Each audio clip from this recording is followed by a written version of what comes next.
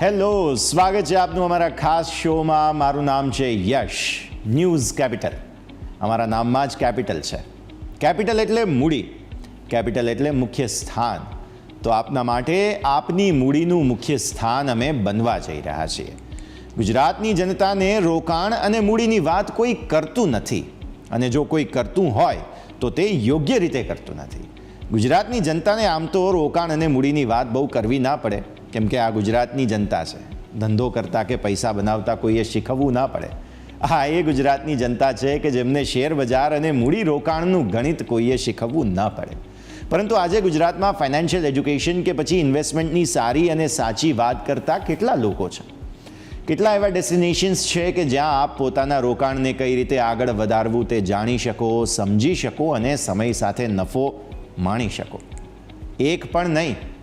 તમને ગમતી તમારા રસની વાત કોઈ કરતું નથી, પણ ફિકર નોટ, કેમ કે અમે ન્યૂઝ કેપિટલ આપના માટે સમગ્ર શો લઈને આવ્યા છીએ, જ્યાં આપના કેપિટલને કઈ રીતે વધારી અને નફો કમાઈ શકાય તેના અલગ અલગ મુદ્દાઓની ચર્ચા કરવી છે. આ પર્ટિક્યુલર શોમાં અમે વાત કરવાના છીએ રિયલ એસ્ટેટની. જમીન, મકાન, ફ્લેટ, દુકાન, ઓફિસ અને ઇન્ડસ્ટ્રીયલ શેડ, આ બધામાં ગુજરાતીઓ રોકાણ કરતા જ રહ્યા છે ત્યાં સુધી કે ગુજરાતના મોટા મહાનગરોમાં જમીન મકાનના ભાવો સતત વધી જ રહ્યા છે. એટલે આપને માટે એવી રસપ્રદ રિયલ એસ્ટેટની સ્કીમ જેમાં રોકાણ કરવાથી આપને લાભ મળે એવા એરિયામાં જ્યાં આપને રોકાણ કરવું ન કરવું, આ બધા પર અમારી નજર રહેશે. આપના સુધી યોગ્ય માહિતી યોગ્ય સમયે પહોંચે તે જરૂરી છે, અને આથી જ ન્યૂઝ કેપિટલ માત્ર માહિતી આપતી એક સામાન્ય ન્યૂઝ ચેનલ નથી, એક પ્લેટફોર્મ છે, એક ડેસ્ટિનેશન છે જ્યાં આપને માહિતી તો મળે જ છે, પરંતુ સાથે સાથે આપના ફાયદાની વાત પણ અમે આપને જણાવી રહ્યા છીએ. શેરબજારના ખાસ શોને તો આપ નિહાળો જ છો, પણ હવે અમે આપને રિયલ એસ્ટેટની વાત પણ કરવાના છીએ. તો સૌથી પહેલાં તમારા સ્ક્રીન પર આવશે અમે શા માટે રિયલ એસ્ટેટની વાત કરી રહ્યા છીએ. ભારતના રિયલ એસ્ટેટ સેક્ટરની જે માર્કેટ સાઇઝ છે તે તમે જુઓ. આ માર્કેટ સાઇઝ સતત વધી રહી છે. વર્ષ 2024 માટે રિયલ એસ્ટેટ સેક્ટરની માર્કેટ સાઇઝ લગભગ $33,000 કરોડ હતી, જે વર્ષ 2029 સુધીમાં વધીને $104,000 કરોડ થઈ જવાની સંભાવના છે. નાણાકીય વર્ષ 2024ના રિયલ એસ્ટેટ સેક્ટરનું પરફોર્મન્સ તો જુઓ, આપની આંખ પહોળી થઈ જશે. આ વર્ષે માત્ર ટોપ 7 શહેરોમાં જ બધું મળીને 4,92,900 યુનિટ વેચાયા હતા, જે વાર્ષિક 30% વધારો સૂચવે છે. એટલે આટલો મોટો વધારો તમને જે છે તે રિયલ એસ્ટેટ સેક્ટરમાં જોવા મળ્યો. અચ્છા, પાછલા વર્ષે 1 લાખ નવા ઘરો બન્યા હોવા છતાં પણ ટોટલ વેચાયા વિનાના એટલે કે પડતર ઘરોની સંખ્યા જો કોઈ હોય તો એ 60% વાર્ષિક ઘટતી જોવા મળી રહી છે. મતલબ જેટલા ઘર બની રહ્યા છે તેની સામે વધુ વેચાઈ રહ્યા છે. ભારતીય હાઉસિંગ માર્કેટની વાત કરીએ કે જ્યાં નાણાકીય વર્ષ 24ના છેલ્લા 3 મહિના એટલે કે જાન્યુઆરીથી માર્ચ મહિના દરમિયાન માત્ર દેશના ટોપ 7 શહેરોમાં જ કુલ 1,30,170 યુનિટ વેચાયા છે, જે 14%નો વાર્ષિક વધારો દર્શાવે છે. હકીકતમાં ભારતમાં જ નહીં, સમગ્ર વિશ્વભરમાં કોરોનાના કપરા સમયકાળ દરમિયાન સૌને પોતાની મિલકતની એક કિંમત સમજાઈ ગઈ છે. એટલે જ જેવો કોવિડ થોડો કાબૂમાં આવ્યો કે તુરંત જ ઘર, ઓફિસ અને જમીનોની માગમાં મોટો વધારો આવતો જોવા મળ્યો. માગ એટલી વધી ગઈ કે નવા પ્રોજેક્ટના લોન્ચમાં લાગતો સમય ઘણો ઘટી ગયો છે. રિયલ એસ્ટેટ માર્કેટમાં સમગ્ર દેશમાં કોરોના કાળ પછી મોટો સુધારો જોવા મળેલો છે. ઘરોની માગ મોટા પાયે વધી છે. સાથે સાથે કોર્પોરેટ એન્વાયરમેન્ટમાં પણ સુધારો આવવાના કારણે કમર્શિયલ અને ઓફિસની માગમાં સતત વધારો જોવા મળ્યો છે. આ માત્ર શહેરી વિસ્તારો માટે નથી, નાના શહેરો અને નગરોમાં પણ માગ સતત વધી રહી છે. અમારી નાની પણ અસરકારક આ સફરમાં આપને એટલો તો ખ્યાલ આવી ચૂક્યો હશે કે ન્યૂઝ કેપિટલ પર અમે માત્ર ગોળ ગોળ વાતો નથી કરતા. અમે તમને તથ્યો અને આંકડાઓ મુદ્દાસર સમજૂતી સાથે માહિતી આપીએ છીએ. તો રિયલ એસ્ટેટ માટેના જે આંકડાઓ છે ફરી એકવાર આપના સમક્ષ અમે મૂકી રહ્યા છીએ. રિયલ એસ્ટેટ ક્ષેત્રે માત્ર શહેરી વિસ્તારમાં જ 1 કરોડ ઘર વેચાશે તેવું અનુમાન તમે નિહાળી રહ્યા છો. આ આંકડાઓ વાણિજ્ય મંત્રાલયના એક વિભાગ IBEF દ્વારા જાહેર કરાયા છે. હવે આ IBEF એટલે Indian brand and equity foundation, તેમના રિપોર્ટમાં કહેવામાં આવ્યું છે કે વર્ષ 2030 સુધીમાં 25 કરોડ ઘર અફોર્ડેબલ હાઉસિંગ હેઠળ બનાવવા પડશે. શહેરી વિસ્તારોમાં સતત વધતી માંગ હેઠળ આ વાત કહેવામાં આવી છે. હવે દેશના સૌથી મોટા રાજ્ય ઉત્તર પ્રદેશની વાત કરીએ. વર્ષ 2014થી હાલ સુધીમાં માત્ર ઉત્તર પ્રદેશમાં જ 1 કરોડ ઘર બાંધવામાં આવ્યા છે. હાઉસિંગ ફોર ઓલ યોજના હેઠળ દેશના ઘણા લોકો માટે ઘરનું ઘર બાંધવામાં આવ્યું છે. પ્રધાનમંત્રી આવાસ યોજના કે જેના હેઠળ વર્ષ 2022 સુધીમાં સમગ્ર દેશભરમાં બધું મળીને 65 લાખ ઘર બાંધવામાં આવ્યા છે. ત્યાં સુધી કે નાણાકીય વર્ષ 2022માં જ ભારતની બેંક દ્વારા આપવામાં આવેલી હાઉસિંગ લોનની કુલ રકમ 2444 કરોડ રૂપિયાને પાર નીકળી ચૂકી છે. સ્વાભાવિક છે કે માંગ વધે એટલે એ સેક્ટરમાં રોજગાર પણ નવો ઉત્પન્ન થાય. પાછલા થોડા વર્ષોમાં રિયલ એસ્ટેટ સેક્ટર ભારતમાં રોજગારના સર્જન મામલે પણ બીજા નંબર પર આવી પહોંચ્યું છે. તો અત્યાર સુધીમાં અમે આપને સમજાવ્યું કે શા માટે રિયલ એસ્ટેટ માર્કેટને એક એવા શોની જરૂર છે જેમાં અસલી મિલકતોની વાત થવાની છે, રિયલ એસ્ટેટ. તો સમગ્ર ભારતના રિયલ એસ્ટેટ સેક્ટરના ગ્રોથને જોતા અમારા માટે પણ આ એક મોટી તક છે તથા આપના માટે યોગ્ય રોકાણ તથા સારી સુવિધાઓવાળી પ્રોપર્ટી શોધી લાવવાનો અમારો આશય છે. સમય થયો છે એક વિરામનો અને વિરામ બાદ અમે આપને ગુજરાતના રિયલ એસ્ટેટ માર્કેટની વાત કરીશું.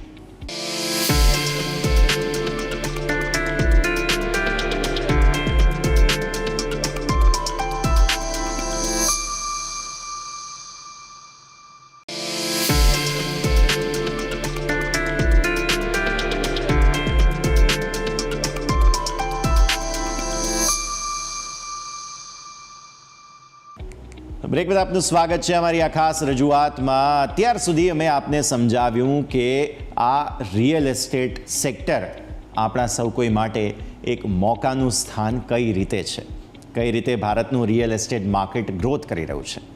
હવે અમે આપને જણાવીશું ગુજરાતના રિયલ એસ્ટેટ માર્કેટની. સમગ્ર વિશ્વનું અર્થતંત્ર જ્યારે ડામાડોળ હતું એવા સમયે પણ ગુજરાત અને દેશભરમાં મોંઘા ફ્લેટ ગરમ ગાંઠિયાની જેમ પ્રી લોન્ચ કે પ્રી બુકિંગમાં જ જેટલા હોય એટલા વેચાઈ જતા. નાના 2 BHKની ઝંખના ધરાવતો મધ્યમ વર્ગનો પરિવાર હવે 3 to 4 BHKના સ્વપ્ન જ નથી જોઈ રહ્યો, તે સ્વપ્નને સાકાર પણ કરી રહ્યો છે. ગુજરાતના 4 મેટ્રો સિટી અમદાવાદ, વડોદરા, સુરત અને રાજકોટની વાત કરીએ તો અહીં પ્રોપર્ટીના ભાવ આસમાને છે. થોડા આંકડાઓ આપના સમક્ષ રજૂ કરીશું જે આપને સમજાવશે કે ગુજરાતના રિયલ એસ્ટેટ સેક્ટરમાં કેટલી મોટી અને ક્યારેય ના જોવા મળી હોય તેટલી ડિમાન્ડ તમને જોવા મળી રહી છે. આપના સમક્ષ નાણાકીય વર્ષ 2022-23ના આંકડાઓ છે. એક વર્ષ દરમિયાન ગુજરાતના રિયલ એસ્ટેટ માર્કેટમાં 8.45 લાખ કરોડ રૂપિયાની પ્રોપર્ટીના સોદા પડ્યા, જે એક રેકોર્ડ છે. આ વાર્ષિક 84% વધારો તમને સૂચવી રહ્યો છે. અને આ તો હજુ થોડા જૂના આંકડાઓ છે. નવા 2023-24 કે પછી હવે આ 24-25ની જો આપણે વાત કરીએ તો એ કલ્પના જ કરવી રહી. પણ ગુજરાતના જે શહેરોમાં સૌથી વધુ રિયલ એસ્ટેટ સેક્ટરની ડિમાન્ડ છે તેની યાદીમાં આવે છે અમદાવાદ, ત્યારબાદ ભાવનગર, જામનગર, રાજકોટ, સુરત અને વડોદરા. આ બધા શહેરો ટિયર 2 અને ટિયર 3 સિટીઝમાં આવે છે.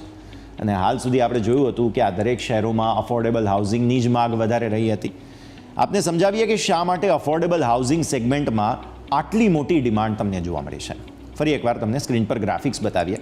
સૌથી મોટું ફેક્ટર જે અહીંયા કોઈ હોય તો તે છે અફોર્ડેબલ હાઉસિંગ માટે જે કામ કરી ગયું પ્રધાનમંત્રીની સૌને ઘરનું ઘર મળી રહે તે માટેની યોજનાઓ. પ્રધાનમંત્રી આવાસ યોજનાએ બહુ જ મોટો ફાળો અહીં આપ્યો. હાઉસિંગ ફોર ઓલની પરિકલ્પના હેઠળ જે કંઈ પણ પગલાં લેવામાં આવ્યા હતા તેના કારણે લોકો હવે ઘરનું ઘર ખરીદવા માટે ઓછા સમયમાં ઓછી નાણાકીય ચિંતા સાથે આગળ વધી રહ્યા છે. સાથે સાથે હવે માનસિક પીઠબળ જે છે તે ગુજરાતના મધ્યમ વર્ગના પરિવારોને મળી રહ્યું છે. હવે હાલમાં જે લોકોની પાસે પડતર રહેલી બચત છે તેમાં પણ સ્વાભાવિક વધારો જરૂર થયો છે, જેથી ગુજરાતીઓ હવે ખર્ચ કરવામાં પાછળ નથી રહેતા. જે ગુજરાતીઓ કરકસર માટે જાણીતા હતા તેમની પાસે વધારાની આવક આવવાના કારણે થઈને તેઓ ખર્ચ પણ કરી રહ્યા છે. વધુ એક કારણ આપને સમજાવીએ, લોનના વ્યાજદર. જુઓ તમે, કોરોના અને અમુક દેશોના યુદ્ધને કારણે વધેલી મોંઘવારી બાદ પણ ભારતમાં લોનના વ્યાજદર લોકોને વ્યાજબી અને પોસાય તેવા લાગે છે. જેથી ગુજરાતના લોકોને લોન લેવામાં તકલીફ પડતી નથી. સસ્તી લોનને કારણે ઘર ખરીદવા ઈચ્છતા લોકોની માનસિકતામાં ઘણું પરિવર્તન છે. વધુ એક કારણ ગુજરાત સરકારનું ઇન્ફ્રાસ્ટ્રક્ચર પર ફોકસ. ગુજરાત સરકાર જે રીતે અલગ અલગ શહેરોમાં જરૂરિયાત પ્રમાણે બ્રિજ, અંડરપાસ અને અન્ય વ્યવસ્થાઓ બનાવી રહ્યા છે, તેને જોતા ટ્રાફિક મેનેજમેન્ટ સહિતની સ્થિતિમાં સુધારો આવ્યો છે, જેથી પણ રિયલ એસ્ટેટ સેક્ટરને ફાયદો થયો છે. તો આ બધા કારણો જે મેં તમને જણાવ્યા તેની અસર હેઠળ ગુજરાતમાં પાછલા 5 વર્ષોમાં ટિયર 2 અને ટિયર 3 શહેરોમાં નવા પ્રોજેક્ટના આવવા અને તેના તૈયાર થઈ લોકો સુધી પહોંચવાના વેગમાં ખાસ્સો વધારો થયો, જેથી હવે સ્પષ્ટ રીતે કહી શકાય કે ગુજરાતના રિયલ એસ્ટેટ સેક્ટરને મોટો લાભ આ બધી યોજનાઓ, પ્લાનિંગ અને એક્ઝિક્યુશનને કારણે જ મળી રહ્યો છે. તો હવે વાત કરીએ ગુજરાતની પસંદગીની. સાઇઝના હિસાબે આપણે પ્રોપર્ટીને 2 પ્રકારોમાં વિભાજિત કરી શકીએ છીએ. એક છે અફોર્ડેબલ અને બીજું છે પ્રીમિયમ અથવા તો લક્ઝરી. આ બંને માટે અમુક માપદંડ છે જે તમે આ સ્ક્રીન પર નિહાળો. પહેલાં અફોર્ડેબલની વાત કરી લઈએ. જે મકાનની કિંમત 45 લાખ રૂપિયા કે તેથી ઓછી છે અને ઘરની જગ્યા 90 મીટર કે તેથી ઓછી છે, તેને અફોર્ડેબલ સેગમેન્ટની અંદર સામેલ કરવામાં આવે છે. સામે પ્રીમિયમ કે લક્ઝરી માર્કેટની જો વાત કરીએ તો તે સિમ્પલ છે કે જે મકાનની કિંમત 45 લાખ રૂપિયા કે તેથી વધુ છે અને તેની જગ્યા 90 મીટર કે તેથી વધુ છે, તેને આ સેગમેન્ટમાં આપ ગણી શકશો. ગુજરાતને અત્યાર સુધી એટલે કે કોરોના સુધી તો અફોર્ડેબલ સેગમેન્ટમાં જ રસ હતો. લોકો આવા મકાનો મોટા પાયે ખરીદતા હતા, પરંતુ હાલમાં ગુજરાતનું પ્રોપર્ટી માર્કેટનો ટેસ્ટ બદલાઈ ગયો છે. આખા ગુજરાતમાં સૌથી વધારે કોઈ શહેરે અફોર્ડેબલ હાઉસિંગનો ફાયદો ઉઠાવ્યો હોય તો એ છે અમદાવાદ. અમદાવાદની વાત કરીએ, 50 લાખ રૂપિયાથી ઓછી કિંમતના ફ્લેટ મોટી સંખ્યામાં વેચાતા હતા, પરંતુ નાણાકીય વર્ષ 2023-24ના આંકડાઓથી આપ સરપ્રાઇઝ થઈ જશો. 2023-24માં અમદાવાદમાં અફોર્ડેબલ હાઉસિંગ સેગમેન્ટમાં નવા લોન્ચ જે થતા હોય તે 26% ઘટી ગયા. ગુજરાતના રેરા અનુસાર 2023-24માં ગુજરાતમાં 443 જેટલા અફોર્ડેબલ હાઉસિંગ પ્રોજેક્ટ રજિસ્ટર થયા, જે વાર્ષિક 23%નો ઘટાડો દર્શાવે છે. આ બધામાં નવા પ્રોજેક્ટની સંખ્યાની તો વાત જ કંઈક ઓર છે, કેમ કે તેમાં વધુ ઘટાડો છે. નવા પ્રોજેક્ટ જે અફોર્ડેબલ હાઉસિંગ સેગમેન્ટમાં લોન્ચ થઈ રહ્યા છે અને નોંધાયા છે, તેની સંખ્યા માત્ર અને માત્ર જે છે તે ઘટી છે. 26%નો એક તો મોટો ઘટાડો તમને અહીંયા જોવા મળ્યો માત્ર 1 વર્ષની અંદર. વાત સ્પષ્ટ છે, યા તો લોકોની ખર્ચ કરવાની ક્ષમતા પરિવર્તિત થઈ ગઈ છે અને યા તો હવે લોકો મોટા મકાનોની મહત્વાકાંક્ષા પૂરી કરવાનું મન બનાવી ચૂક્યા છે. આ બંનેમાંથી હકીકત કોઈ પણ હોય, પરંતુ તથ્ય એ જ સામે આવે છે કે લોકોને હવે નાના ઘર ખરીદવામાં રસ નથી. માત્ર અમદાવાદમાં જ 2023 દરમિયાન 50 લાખ રૂપિયાથી વધુની કિંમતના ઘરની માગમાં બહુ જ મોટો વધારો જોવા મળ્યો. હવે આપણે અમદાવાદની સ્પેસિફિક વાત કરીએ, વિસ્તાર પ્રમાણે વાત કરીએ. નાણાકીય વર્ષ 2024માં હાલ સુધીમાં અમદાવાદના રિયલ એસ્ટેટ માર્કેટમાં ઓવરઓલ પોઝિટિવ ગ્રોથ છે. માત્ર 3 મહિનાની અંદર વાત કરીએ, પહેલા 3 મહિનાની આ નાણાકીય વર્ષમાં સૌથી વધારે એસજી હાઈવે અને સાથે સાથે બોપલ વિસ્તાર છે. આ બંનેમાં સારો ગ્રોથ તમને જોવા મળેલો છે. આ બંને વિસ્તાર રોજગાર અને શહેરથી કનેક્ટિવિટીના હિસાબે લોકોને વધારે પસંદ છે. એટલે પહેલા 3 મહિના દરમિયાન હાઉસિંગ ડિમાન્ડ જે છે તે લગભગ 21.4% વધી છે અને એવરેજ પ્રોપર્ટીના ભાવ અહીં 1.4% વધ્યા છે. માત્ર રેસિડેન્શિયલ જ નહીં, કમર્શિયલ પ્રોપર્ટીની માગમાં પણ સારો સુધારો જોવા મળ્યો છે. 1.4% ભાવ વધારો માત્ર 3 મહિનામાં જો જોવા મળતો હોય તો સ્વાભાવિક છે કે સમગ્ર વર્ષ અને પાછલા 3 વર્ષના ભાવ વધારાની સ્થિતિ આપ સમજી ગયા હશો. તો હજુ તો નાણાકીય વર્ષ 2024ના બીજા ત્રિમાસિકના આંકડાઓ આપને વધુ સરપ્રાઇઝ કરશે. અમદાવાદના રેસિડેન્શિયલ રિયલ એસ્ટેટ માર્કેટની તો અમે આપને વાત કરી. હવે આ બીજા ત્રિમાસિકની વાત કરીએ. 6194 યુનિટ અમદાવાદમાં 3 મહિનાના સમયગાળામાં વેચાઈ ગયા, જેમાં મિડ સેગમેન્ટ સૌથી વધુ મજબૂત છે. મિડ સેગમેન્ટ બજેટવાળા મકાનોના લોન્ચમાં જ 55%નો વધારો જોવા મળેલો છે અને આ બીજા ત્રિમાસિક ગાળા દરમિયાન સૌથી વધુ માગ ઉત્તર અમદાવાદ, ખાસ ગિફ્ટ સિટી અને તેની આસપાસના વિસ્તારમાં વધુ જોવા મળી. આ ગિફ્ટ સિટીની આસપાસના વિસ્તારોમાં માત્ર 18 મહિનામાં જ પ્રોપર્ટીના ભાવ લગભગ 80% સુધી વધી ગયા છે, જે આવનાર 5 વર્ષમાં લગભગ ડબલ થઈ જશે તેવું નિષ્ણાંતો કહી રહ્યા છે. શહેરમાં એક જાણીતા બિલ્ડર દ્વારા હાલમાં જ એક નિવેદન જાહેર કરાયું. તેમણે કહ્યું કે ગિફ્ટ સિટીમાં તેમણે વેચેલ 80% રેસિડેન્શિયલ પ્રોજેક્ટ 7500 રૂપિયા પર સ્ક્વેર ફીટના ભાવે વેચાયા છે અને આ ભાવ હજુ તો 71% વધશે તેવી વકી છે. હવે આપણે વાત કરીએ અમદાવાદના રિયલ એસ્ટેટ માર્કેટના કમર્શિયલ સેગમેન્ટની. અમદાવાદમાં કમર્શિયલ લીઝિંગ માટેની માગ સારી સુધરી છે. અમદાવાદના ઇસ્કોન આંબલી રોડ અને એસજી હાઈવે આ બંનેને મળીને ટોટલ તમે જો ગણવા જાઓ તો શહેરનો કુલ લીઝિંગનો જેટલો પણ હિસ્સો છે એમાંથી 80% હિસ્સો માત્ર 2 રોડ પર છે. અમદાવાદમાં થતા કુલ કોર્પોરેટ લીઝિંગનો મોટા ભાગનો હિસ્સો માત્ર આ 2 વિસ્તારમાંથી જ તમને જોવા મળી રહ્યો છે, એટલે આ સમાવિષ્ટ થઈ ગયું. આ દરેક આંકડાઓ એક જ વાતની ચાળી ખાય છે કે ગુજરાતનું રિયલ એસ્ટેટ માર્કેટ આવનારા વર્ષોમાં મસ્ત મોટો ગ્રોથ બતાવશે તે વાત સ્પષ્ટ થઈ ચૂકી છે. તો હવે એક નાનકડા વિરામનો ફરી એકવાર સમય થઈ ગયો છે.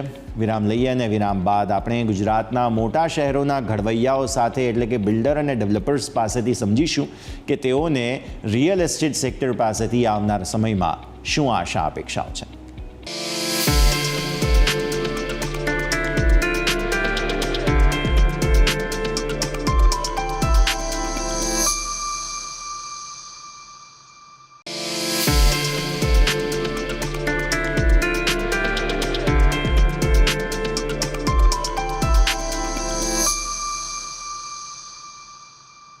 બ્રેક બાદ આપનું સ્વાગત છે. આપણે અત્યાર સુધીમાં એ વાત સ્પષ્ટ સમજી કે શા માટે અમે આ રિયલ એસ્ટેટ સેક્ટરનો ખાસ શો આપના સુધી લાવવા જઈ રહ્યા છીએ.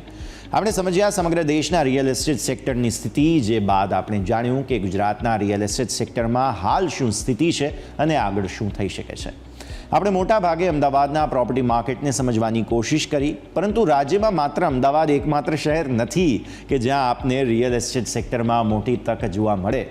અમે આપને શરૂઆતમાં જ જણાવ્યું હતું કે રિયલ એસ્ટેટ સેક્ટર માટે ટિયર 2 અને ટિયર 3 શહેરો વધુ મહત્ત્વના છે. આથી હવે અમે આપને એક અહેવાલના માધ્યમથી સમજાવીએ કે કઈ રીતે ગુજરાતના નાના મોટા દરેક શહેરમાં પ્રોપર્ટી માર્કેટની ડિમાન્ડ સતત વધી રહી છે.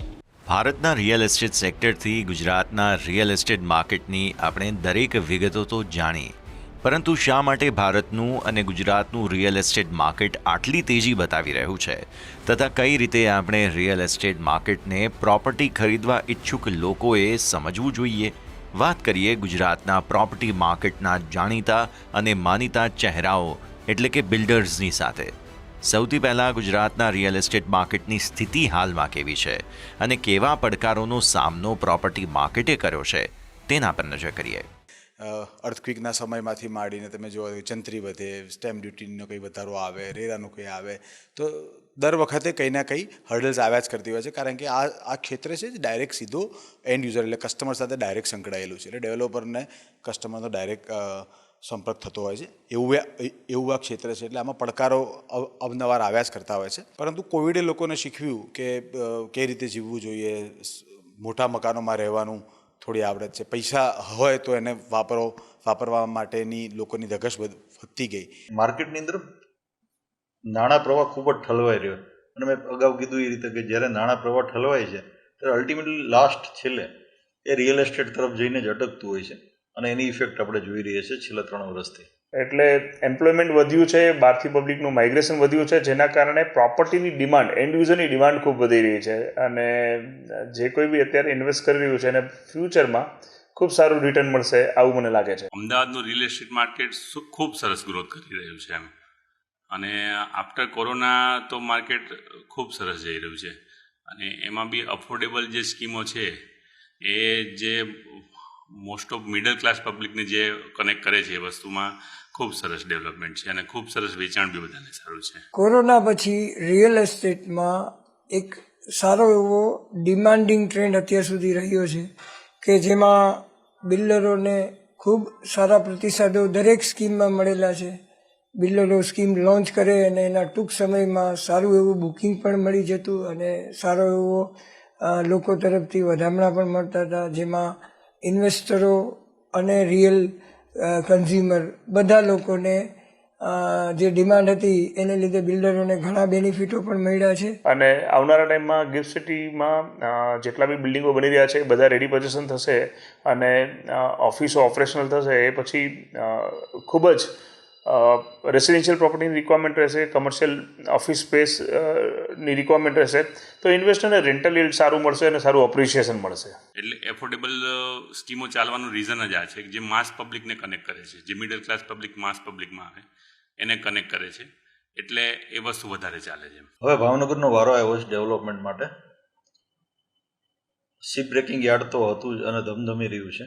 એ ઉપરાંત ધોલેરા એસઆઈઆર જે થઈ રહ્યું છે, ધોલેરા એસઆઈઆરની સૌથી નજીકની અંદર કહી શકાય તો ભાવનગર શહેર છે કે જ્યાંથી એક્સપોર્ટની સગવડતાઓ પણ મળી રહી છે નવા બંદર પાસેથી. બાકી જે કોઈ પણ રિયલ એસ્ટેટના લોકો છે એ લોકો પાસે અત્યારે એકચ્યુઅલ યુઝર અને એકચ્યુઅલ કન્ઝ્યુમર આવી રહ્યા છે અને બુકિંગ થઈ રહ્યું છે, પણ જે ઇન્વેસ્ટર સાથેનું બૂસ્ટ હોવું જોઈએ એ નથી, પણ ડિમાન્ડ છે ખરી. હવે જ્યારે કોઈ દેશનું અર્થતંત્ર આટલું જોર પકડતું હોય ત્યારે રિયલ એસ્ટેટ માં અત્યારે આપણો જીડીપીમાં રિયલ એસ્ટેટનો ફાળો લગભગ 40થી વધારે ટકાનો છે. એ જોતાં એવું લાગતું નથી કે રિયલ એસ્ટેટ ક્ષેત્ર ક્યારેય કોઈ મંદી આવશે. લોકોની મકાનની ડિમાન્ડ્સ આટલી વધતી જ રહેવાની છે, કારણ કે પરિવારો મોટા થતા રહે છે. પરિવારો મોટા થતા હોય એટલે એમાંથી મકાનની ડિમાન્ડ વધતી જ રહેવાની છે. નાના શહેરો મોટા શહેરો તરફ પરિવર્તિત થશે અને જેમ આપણે ભારત દેશની વાત કરીએ તો 30% વધારે લોકો શહેરમાં રહેશે 2050 સુધીમાં. તો જ્યારે આવો દરના રીતે જે વિકાસ થઈ રહ્યો છે તો એના માટે થઈને મારું માનવું છે કે મકાનોનું કિંમતમાં કદાચ વધારો મહદઅંશે ઓછો થશે, પણ મકાનોની ડિમાન્ડ ક્યારેય ઘટશે નહીં. ગુજરાત રિયલ એસ્ટેટનું આવતીકાલ મજબૂત છે. ગુજરાતના અંદર તમે અત્યારે જોશો તો અમને તો એવું દેખાય છે આવનારા સમયનું મુંબઈ છે, અમદાવાદ. કેમ કે અહીંયા ફાઇનાન્સ છે, અહીંયા કોર્પોરેટ છે, અહીંયા ઓટોમોબાઈલ્સ છે, અહીંયા ફાર્માસ્યુટિકલ્સ છે, રાઈટ. અમદાવાદ હોરિઝોન્ટલી વધી રહ્યું છે. તો મને એવું લાગે છે કે અમદાવાદ આવનારા સમયમાં લોકોનો ફર્સ્ટ પ્રેફરન્સ હશે રહેવા માટે અથવા બિઝનેસીસ કરવા માટે અથવા માઇગ્રેટ થવા માટે. બહુ સારી માંગ રહેશે પ્રોપર્ટીની. હવે મોદી સાહેબે 2036માં ઓલિમ્પિક જાહેર કરેલું છે. અહીંયા ગિફ્ટ સિટી આવ્યું છે અમદાવાદમાં, એટલે અમદાવાદનું માર્કેટ નીચું પડવાની તો કોઈ શક્યતા જ નથી આમ જોવા જાવ તો. અને નેક્સ્ટ 15 યર્સ સુધી સારામાં સારું ડેવલપમેન્ટ રહેશે, સારામાં સારું માંગ બી રહેશે એમ એવું અત્યારે દેખાઈ રહ્યું છે. કાસ્કેડ ઇફેક્ટ છે. કોઈ એક વસ્તુ થાય છે તો એની પાછળ ઘણું બધું થવાનું. જેમ કે ઓલિમ્પિક આવવાનું છે તો હોટલ વ્યવસાયો વિકસવાના છે, ટ્રાન્સપોર્ટેશનના જે કામો કરે છે, હોસ્પિટાલિટી વ્યવસાયની અંદર જે લોકો જોડાયેલા છે આ બધાને બૂમિંગ થવાનું. અલ્ટિમેટલી ક્યાંયથી પણ જ્યારે નાણાં પ્રવાહ આવે છે છેલ્લે એ રિયલ એસ્ટેટ તરફ વળે છે. એટલે હવે પછીનો જે સમય છે, કારણ કે અમદાવાદ છે એ એક મેટ્રો બનવા તરફ જઈ રહ્યું છે. જે આપણે ઇન્ડિયાના 4 મેટ્રો કહીએ છીએ, મને લાગે છે હવે પછીનું 5મું મેટ્રો આપણું અમદાવાદ છે. અને ચોક્કસપણે આ જે કંઈ થઈ રહ્યું છે અને જે થવાનું છે એની જબરજસ્ત ઇફેક્ટ થશે. અને રિયલ એસ્ટેટમાં હજી 5, 7, 10 વર્ષ સુધી મને કોઈ પણ સ્વરૂપે મંદી દેખાતી નથી. તો મારું પહેલું સ્પેન્ડિંગ કે કોઈ પણ વ્યક્તિની પહેલી ડિમાન્ડ એ જ હોય કે ભાઈ મારે મારું પોતાનું ઘર બનાવવું છે. અને એના માટે અત્યારે ગવર્મેન્ટનું જે ફંડિંગના પ્લાન છે, રેસિડેન્શિયલ લોન્સ ને બધું છે એ પણ ઘણી સ્મૂથ થઈ ગઈ છે. એટલે આના લીધે શું થશે કે આ બધા સમીકરણોને લીધે કમર્શિયલ પાર્ટ બહુ ઇન્ડિયાનો આવનાર ફ્યુચર બહુ સરસ છે. અને એ ફ્યુચરની સાથે સાથે રેસિડેન્શિયલ ડિમાન્ડ પેરેલલી એટલી જ રહેવાની છે, કારણ કે બધાને પોતપોતાના ઘરો જોઈએ છે. તો આ દરેક શહેરના ઘડવૈયાઓ એટલે કે ડેવલપર્સ, બિલ્ડર્સની વાતથી એક વાત સ્પષ્ટ થઈ ગઈ: ગુજરાતના રિયલ એસ્ટેટ સેક્ટરમાં રોકાણ કરવું આવનારા સમય માટે યોગ્ય છે.